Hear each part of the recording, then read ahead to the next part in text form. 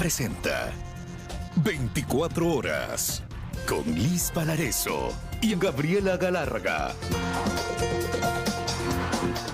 Buenas tardes, arrancamos con la información. Les contamos que los millonarios bonos pagados por el Ministerio de Economía a los hermanos Bucaram Aivas fueron depositados en una casa de valores en Quito gerenciada por el hijo de una subsecretaria de ese ministerio. El caso denominado Palo Santo será investigado desde la Asamblea Nacional.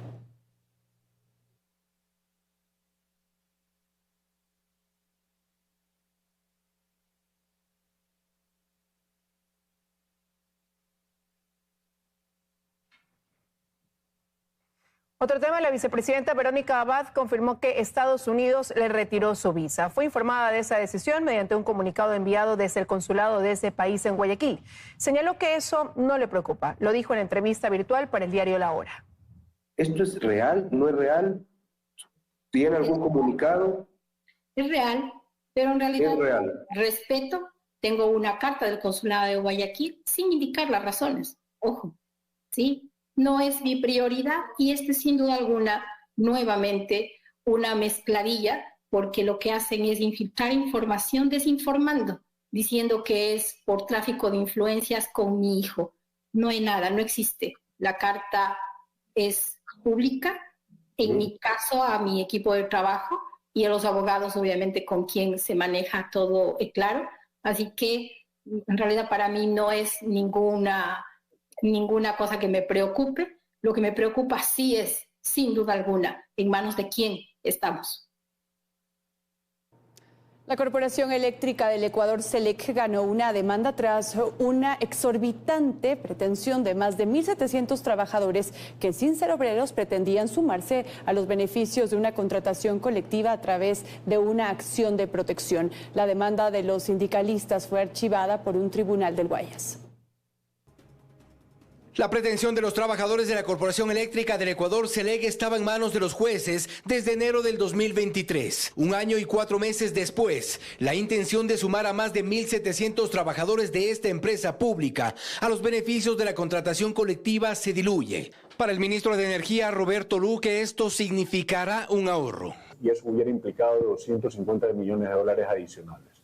Esa sentencia fue ganada en esta administración, es una buena noticia, pero no es necesariamente a donde tenemos que apuntar. Tenemos que apuntar a buscar una solución a largo plazo de este problema. Y se trata de un ahorro, pues en caso de que los más de 1.700 funcionarios se hubiesen beneficiado de la contratación colectiva, esto implicaba que tengan, por ejemplo, pago del 1% del salario básico por cada carga, además de bonificaciones extra por despidos, incrementos salariales por fuera de los decretos, pago de almuerzo y otros beneficios. Nadie está en contra de que haya trabajos bien remunerados, pero en el contexto de una crisis en un sector estratégico en donde no han sabido estar a la altura de llevar esa crisis, es un verdadero problema. Se suma que en CELEC buscaban estos y otros beneficios de la burocracia dorada con retroactivo desde el 2010. Un absurdo que ha sido frenado por la reciente decisión judicial. La misma pretensión de beneficios de la contratación colectiva sí se aceptó para las estatales CENEL y CNT en su momento a través de acciones de protección, generando egresos adicionales por concepto de beneficios que no debían tenerlos. Los trabajadores de CELEC no corrieron la misma suerte y así debió ser, reconoce Miguel García de la Confederación de Trabajadores del Ecuador. La pretensión de incorporarles a los beneficios del contrato colectivo, a los administrativos, era a todo ilegal. Insiste además en que se debería identificar a los gerentes de las empresas que permitieron los excesos en la contratación colectiva. ¿Qué gerente suscribió? ¿Qué autoridades del Ministerio de Trabajo estaban en esa fecha que se suscribieron? Porque ellos tienen que supervisar que no sean exagerados ni ilegales lo que están pretendiendo en el contrato colectivo. Estas reconocidas distorsiones son motivo de análisis, no solo desde la empresa coordinadora de empresas públicas que está en proceso de disolución, sino desde el Ministerio del Trabajo que analiza un camino legal para frenar los abusos. Los millonarios bonos pagados por el Ministerio de Economía a los hermanos Bucaram Aivas fueron depositados en una casa de valores en Quito, gerenciada por el hijo de una subsecretaria de ese ministerio. El caso denominado Palo Santo será investigado desde la Asamblea Nacional. Respondiendo a la propuesta de pago hecha por el Ministerio de Economía y Finanzas 5 días antes, el 18 de diciembre de 2023, José Fernando Bucarán Aivas, como apoderado de sus hermanos, pedía que esos 22,2 millones de dólares en bonos del Estado sean depositados a una cuenta en Vector Global Casa de Valores con oficinas en Quito, la misma que está gerenciada por Mauricio Zurita Núñez, quien es hijo de Olga Núñez, subsecretaria de Presupuesto del Ministerio de Economía y Finanzas, quien conocía de esta operación. Eso consta en el oficio del 27 de diciembre de 2023 en el que su compañero José Mantilla, subsecretario de Financiamiento Público, le notifica detalles. Hemos solicitado una entrevista con el gerente de la Casa de Valores Vector Global y hasta el momento no hemos obtenido una respuesta. Hay silencio por ahora también de parte del Ministerio de Finanzas y del Banco Central del Ecuador, pero que a finales de 2023, cuando incluso estaba en veremos el pago de 13º a funcionarios públicos, se haya cancelado en total 63,2 millones de dólares en bonos a beneficiarios de sentencias judiciales. Es ya un tema que se anuncia será fiscalizado desde la Asamblea.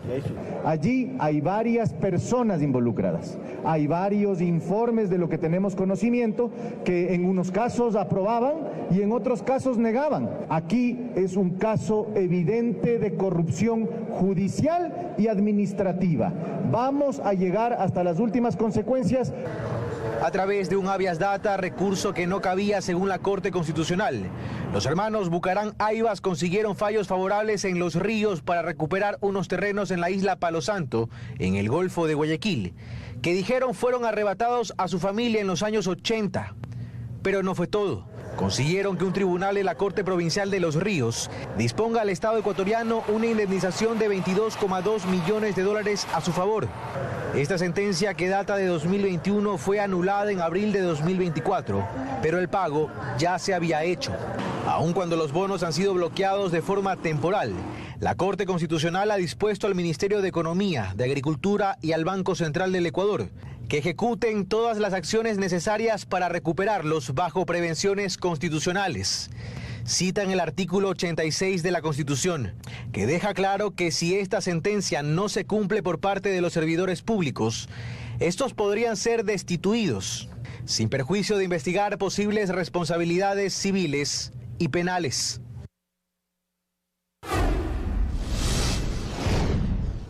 El Consejo de Administración Legislativa se reunirá mañana para definir cómo se tramitarán los proyectos de ley de la consulta popular. Al interior del Parlamento se habla de un posible acuerdo para no sancionar a Pamela Aguirre a cambio de viabilizarlos. Lucía Clavijo nos cuenta más. Lucía, buen día.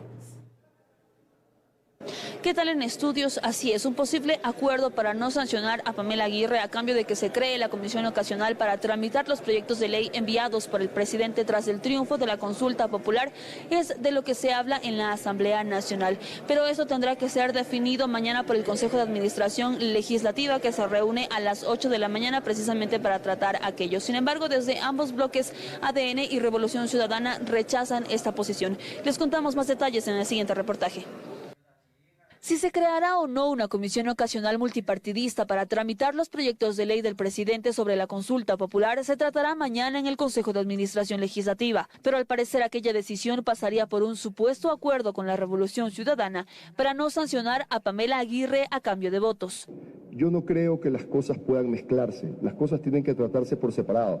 Una cosa es la comisión ocasional, que nosotros tenemos argumentos y creemos que le puede dar agilidad a esto, y otra cosa es la sanción que probablemente tendría la legisladora Pamela Aguirre. Desde ADN y Revolución Ciudadana niegan que aquello esté ocurriendo. Nadie puede imponer condiciones acá. Sería inaudito que una de las bancadas venga a condicionar la conformación de una comisión que lo único que tiene que hacer y en lo que se tiene que centrar es en tomar los 5 proyectos enviados por el presidente y sacarlos antes de los 60 días. Eso sería reprochable, porque cada tema hay que manejarlo de manera independiente. No podemos nosotros negociar votos a cambio de algún otro acontecimiento. Sin embargo, la bancada correísta aún no define si apoyará esta idea de crear la comisión multipartidista. Para Blasco Luna, por ejemplo, los proyectos deben pasar a las comisiones existentes. Lo relacionado a la consulta popular debería ir a las comisiones pertinentes, la Comisión de Justicia muy probablemente. ¿Para qué una comisión ocasional? En todo caso, desde el resto de bancadas ya adelantan los nombres de los integrantes. Aunque no se prevé que este viernes el CAL trate las sanciones, ya se estudian las causales. Los legisladores hablan de una violación al artículo 170 de la legislación. A la asambleísta Pamela Aguirre, pero nosotros no tenemos todavía conocimiento. Una vez que llegue a nosotros el conocimiento, sobre todo a la administración, nosotros procederemos a analizar. Lo que podemos sancionar es el mal uso de las instalaciones. En ese punto, porque de ahí el procedimiento parlamentario lo ha seguido y tenemos que ver, como dije al inicio, las pruebas. Por esa falta, Aguirre podría ser suspendida hasta por 30 días, lo que significaría que no estaría presente durante el juicio político contra la fiscal Diana Salazar. Y bien, en otro tema, contarles que hace pocos minutos el Pleno de la Asamblea Nacional aprobó la Ley de Movilidad Humana, sin embargo rechazó el artículo 84 que tenía que ver con bajar a 30 la edad para ser embajador y cónsul. Más detalles de eso les presentaremos de nuestra emisión estelar. Continúan en estudios. Muy buenas tardes. Buenas tardes también para ti, Lucía. Muchísimas gracias. El presidente Daniel Noboa, durante una entrevista a la agencia francesa AFP, habló sobre el narcotráfico que afecta a la región y que avanza en Europa. El primer mandatario urge al viejo continente a luchar conjuntamente contra este problema. Noboa dijo que se debe de hacer un esfuerzo conjunto para frenar el problema desde el origen, y para eso no solo se necesita la cooperación en armamento, sino además en becas para jóvenes y otras ayudas sociales. No solo el Ecuador, no solo Colombia, no solo Perú, es la región entera que está sumergida en este momento en narcotráfico y en violencia, y ya parte de esa violencia se está viendo en Europa. Entonces debería de haber un esfuerzo conjunto, porque si es que se logra parar el problema desde el origen, creo que se puede resolver muchos problemas. Pero gran parte de la solución no es solo una solución de defensa o una solución de seguridad, también es resolver temas sociales. Es que la ayuda no es solo darnos un fusil o darnos una pistola, es ayudarnos con becas para jóvenes de 18 años que hoy en día no tienen oportunidad de estudiar, es invertir en el Ecuador en zonas de desarrollo para que haya empleo, es programas también de vivienda digna para personas que hoy en día no tienen vivienda adecuada. Todas estas medidas, que son también medidas sociales, ayudan a la guerra contra el narcoterrorismo.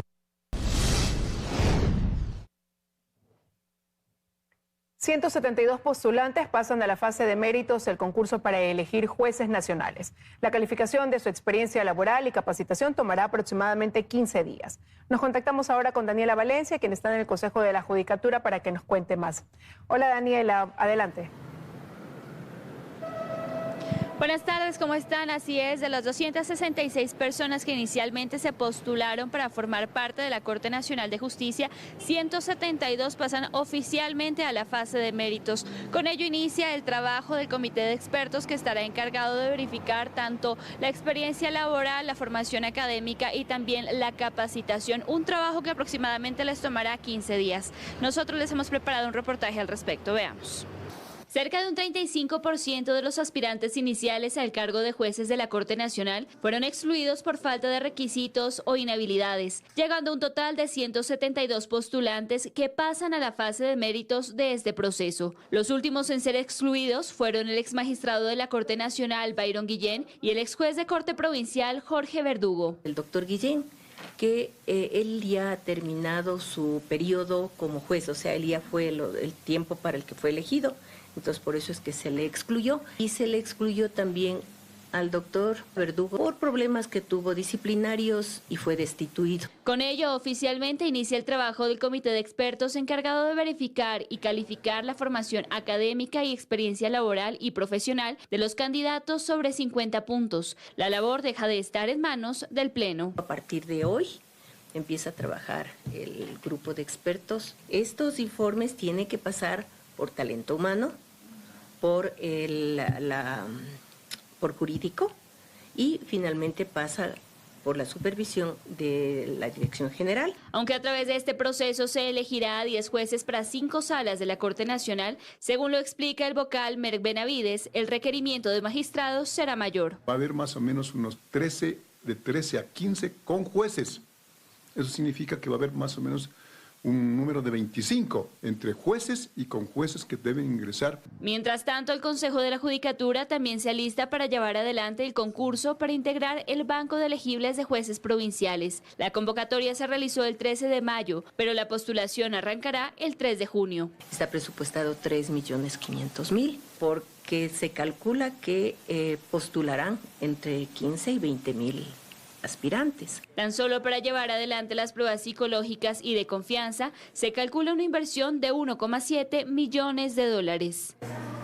Y bien, como ya lo veíamos, para este proceso de banco de elegibles de jueces de la Corte Provincial, el Consejo de la Judicatura espera ya abrir esta postulación del 3 al 18 de junio. Aproximadamente serán 250 los cupos que se ofertarán y 1.090 los jueces que se tendrán en el banco de elegibles para un periodo de 6 años. Es lo que les podemos contar a esta hora. Ustedes tienen más información en estudio.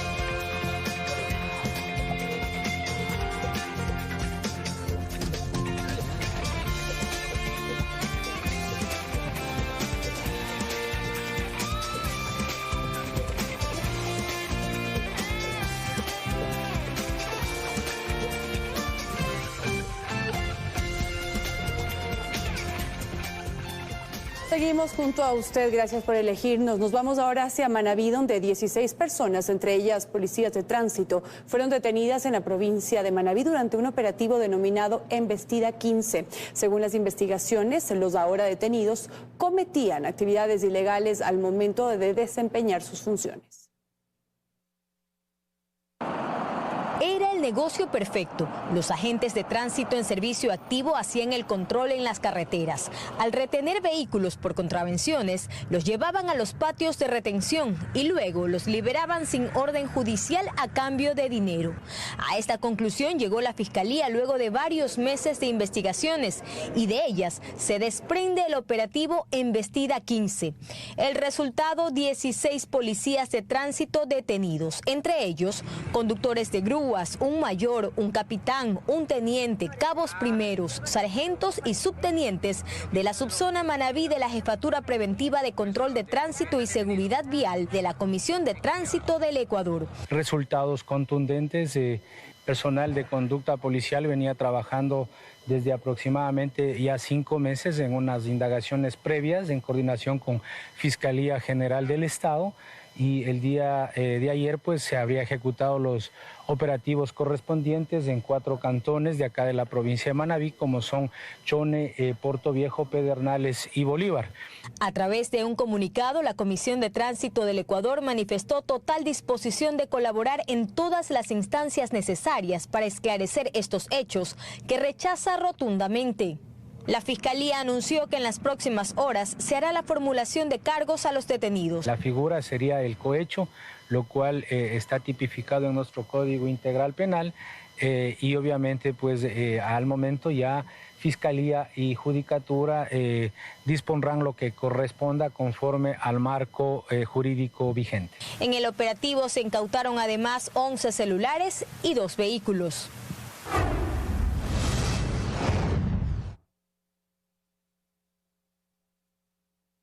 Tres integrantes de la estructura terrorista Los Choneros fueron detenidos en 18 allanamientos desplegados en la provincia de Santa Elena.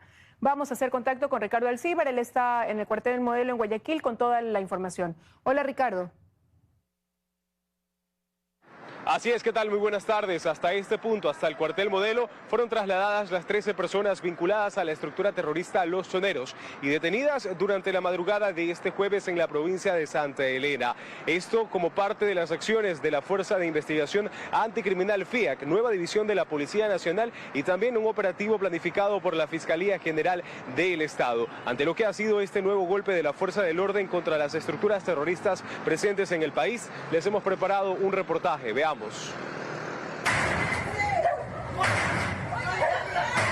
Este es uno de los inmuebles allanados durante la madrugada de este jueves en medio del operativo denominado Cero Impunidad 329, realizado por la Policía Nacional y Fiscalía General del Estado en la provincia de Santa Elena.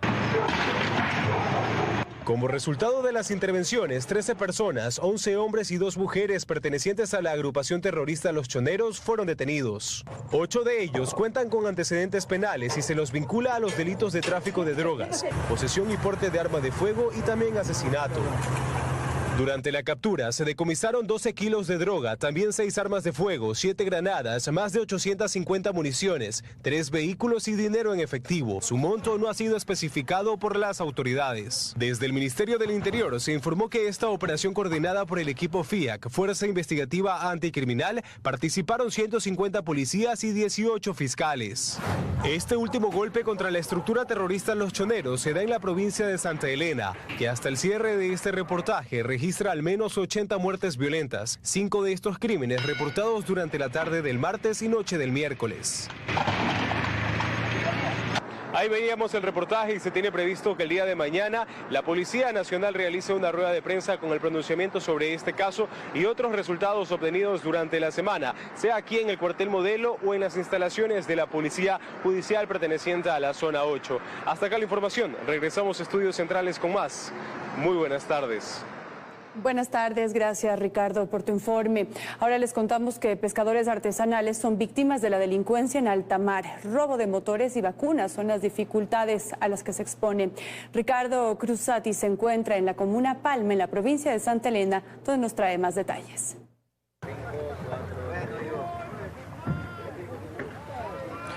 Así es, ¿qué tal? Buenas tardes. Nosotros nos encontramos en la provincia de Santa Elena, en la comuna Palmar, donde más de 100 pescadores artesanales están siendo gravemente afectados por el tema de la delincuencia.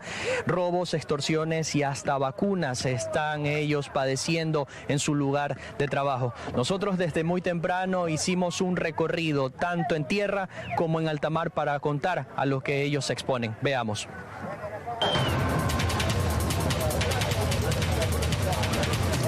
Andamos con miedo, salimos con miedo y pidiéndole solamente a Dios que nos traiga con felicidad. Nos roban, nos secuestran, nos vacunan. Este es el sentimiento que tienen más de 100 pescadores artesanales al momento de ir a trabajar en alta mar en la comuna Palmar. La delincuencia se ha tomado este lugar desde hace 4 años y cada vez que los pescadores salen la situación es la misma de siempre. Incertidumbre total sobre si uno de ellos será nuevamente una víctima de la delincuencia. Vienen sin motores las fibras aquí, ya no pueden recuperar nada de esos manes que hay en la nada. Hay algunos panas que han hasta vendido su fibra ya por no seguir perdiendo otra vez otro motor. Ante esto decidimos tomar un bote de fibra y acompañar a un grupo de pescadores a alta mar donde uno de ellos nos cuenta sobre las vacunas y el silencio que les imponen los piratas. A veces piden de $75, $50. ¿Le piden 75 por lancha? Claro, pues somos, imagínense, 75 por lancha, somos más de 100 lanchas más. La jornada de trabajo de los pescadores arranca desde las 7 de la noche y regresan a las 6 de la mañana del día siguiente. Ellos avanzan hasta 5 millas para ir a pescar. Y en esta distancia es donde se producen los robos de los motores por los piratas. Otros cobran las denominadas vacunas. Y el que no paga o no accede a esto les terminan quitando la vida. Cuando regresamos al puerto de Palmar, los pescadores nos comentaron que existe un retén naval a pocos metros. Avanzamos al sitio para conocer cuántas lanchas disponen para dar seguridad, pero encontramos a un solo uniformado de la Armada, quien nos mencionó que él no tenía permiso para dar ninguna información y nos indicó que en la capitanía del puerto de Salinas nos podrían ayudar. Pero en este punto nos indicaron que no están autorizados a dar ninguna declaración. Lo que sí nos supieron manifestar es que la comuna Palmar solamente cuenta con una lancha y 4 uniformados. Son más de $5.000 por semana lo que se recoge en vacunas en Palmar por los piratas que atemorizan el sitio. Esto ha llevado a algunos pescadores artesanales a dejar este trabajo que por años ha sido el sustento de sus familias. Sin embargo, otros prefieren aguantar un poco más, acompañado del temor de no saber si van a regresar cuando salen a pescar. Esto es parte del recorrido y las historias que hemos podido contar en este reportaje, compañeros y amigos televidentes. E incluso pudimos notar que la presencia de policías o militares custodiando esta zona es muy escasa. Volvemos con ustedes con más a Estudios. Buenas tardes. Buenas tardes también para ti, Ricardo. Muchísimas gracias. El país no tiene una data precisa de con cuántos grilletes electrónicos cuenta. A esto se suma la discrecionalidad con la que se ha dispuesto su uso, que genera bajas garantías en el sistema de justicia, según los especialistas. ¿Es un beneficio o es un recurso que realmente es eficiente para la justicia? Es la pregunta que queda colgando, pues según información policial, el 33% de las veces que se ha dictado el uso del grillete electrónico con otras medidas como arresto domiciliario ha sido para procesados en delitos por tráfico de droga y un 9% por delincuencia organizada. De hecho, entre los beneficiarios cuenta en el 2023 el líder de la banda delictiva Los Choneros, alias Junior, quien recibió la medida y un mes después de haberse colocado el grillete, se lo quitó y huyó de la justicia. El asunto es que en nuestro país todo lo distorsionan. La ley en sí no es mala. Lo malo es cuando se aplica mal. Ahí es cuando destruimos nuestro sistema judicial. A esto la exdirectora carcelaria Alexandra Zumárraga le añade el mal funcionamiento de estos aparatos. Es sabido que a personas que tienen este peligro de fuga grave, incluso se les ha dado un teléfono celular para que las personas del SNAI, del servicio integral, les estén llamando y decir, ustedes siguen aquí. El país adquirió en el 2016 4.000 dispositivos por $13 millones, de los cuales en menos de 5 años se le dieron de baja al 80%, que hoy, debido a poca información proporcionada, afirma Zumárraga, es difícil conocer cuántos realmente se encuentran en stock y operativos. Hay personas que incluso los han exhumado y tienen el grillete, ni ellos ni el mismo sistema carcelario sabe cuántos grilletes tienen. Detalles importantes que para Juan José Hidalgo resultan esenciales, sobre todo al momento de realizar fallos, dentro de un sistema al cual se le ha demostrado el nivel de corrupción que posee. Se debería de tener los criterios, por lo menos para aplicar el grillete electrónico. El problema es que nuestro ordenamiento penal no determina. Desde el 2018, el SNAI junto al ECU 911 se encuentra a cargo del monitoreo de estos dispositivos, que en el 2017 se incorporó en la justicia ecuatoriana como medida preventiva a la prisión. Seguimos juntos. Les contamos que la inversión privada en el sector energético mediante alianzas estratégicas podría paliar inmediatamente la crisis eléctrica por la que atraviesa el país. Especialistas recomiendan ampliar o eliminar el techo que tienen las industrias para generar su propia electricidad. Expertos dicen tener la solución inmediata para culminar definitivamente con los apagones en el país. Se trata de la inversión privada en el sector eléctrico de Ecuador. Actualmente, la Ley Orgánica de Competitividad Energética prohíbe todo tipo de delegación al sector privado de la infraestructura existente que se haya financiado con fondos del presupuesto general del Estado. No obstante, expertos aseguran que otras figuras jurídicas como las alianzas estratégicas podrían hacer que la inversión privada contribuya a finalizar la crisis energética. El 99% de los activos del sector eléctrico están o radican en manos de empresas públicas, concretamente SELEC y CENEL. Aquí no hay delegación, no existe tampoco desde la Constitución o las leyes la posibilidad de un activo del sector estratégico, por ejemplo, privatizarlo. Eso no existe, pero sí buscar un socio. La inversión privada ayudaría a repotenciar el parque térmico del país, aseguran los analistas. En Guayaquil existen 3 térmicas, la Aníbal Santos, Álvaro Tinajero y Enrique García. Estas funcionan unas a gas, otras no, pero el punto es que se las puede reconvertir. ¿Por qué SELEC y en estas unidades de negocios no busca un aliado estratégico de largo plazo? Otra de las alternativas para paliar la crisis energética es ampliar o eliminar el techo de autogeneración de electricidad de las industrias. No se los permite al Estado ecuatoriano, que sería una solución. ¿Por qué no se lo permite? Porque nuestras redes eléctricas y subestaciones internas podrían entrar en saturación. ¿Qué quiere decir eso? Que esto es una solución a la par. Si el privado autogenera y a su vez vende, El gobierno tiene que invertir en el sistema eléctrico de las ciudades. Es decir, ampliar las subestaciones eléctricas del país.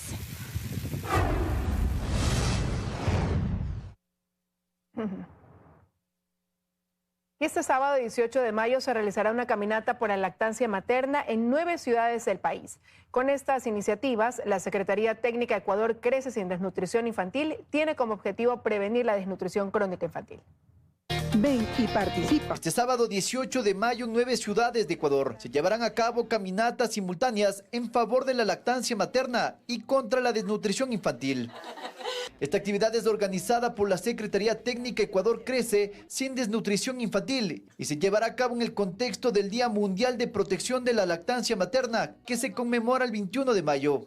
1 de cada 5 niños en el Ecuador tiene desnutrición crónica infantil. Muchos colectivos que van a asistir, sobre todo colectivos pro lactancia materna. Tenemos otras carteras de Estado también. Estamos con muchas familias que están muy contentas de que esto se dé. Nosotros a través de todas estas estrategias pretendemos que nuestros niños crezcan sanos, sin desnutrición, a través de distintas actividades.